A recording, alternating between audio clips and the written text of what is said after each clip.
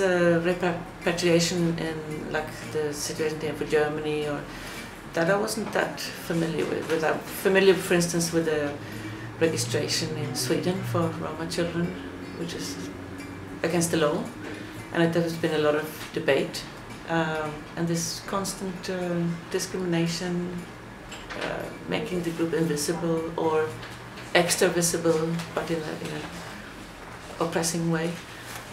This initiative to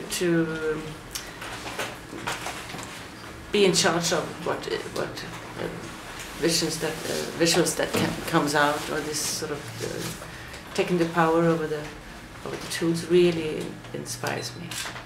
Because if someone, if you don't tell your own story, someone else will do, and there is that could be fine sometimes. Of course, we can tell each other stories also, but there is, of course, a risk that I will just tell my story instead, what I see, instead of actually maybe. But I think it is possible to learn how to listen. I work in a feminist institution, and that has been a very important thing for us, to be in charge of our lives. The pictures, the stories that come out has been a very important thing in the feminist movement. Of course, sometimes rights can sort of be given, but sometimes when it's given within a certain frame.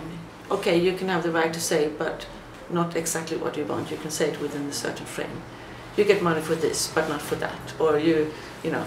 So you can use that space in a strategical way, but you should never allow yourself to get satisfied with that space. I think you should always have the other thing going, because that's my experience, that rights that are given can be taken away just like that. So like this is a new angle for me, because I've heard about this doubling, and yeah, because I'm working in the asylum rights movement, but I didn't know that it affected Roma people in that way. I didn't know in this way that you have been living in a country for that many years and then just torn up. So I think this is like a thing that the asylum movement need to work more with. Activists have to support each other in our work. Like when minorities, it don't matter what kind. I think if it's homosexual or like Roma people. The first movie was very moving. I don't know what to say. It's actually just also facts coming to me. I didn't know that situation as much, so I learned a lot from the movie. I recently met Dr. Hamling in Addis Ababa 2 weeks ago.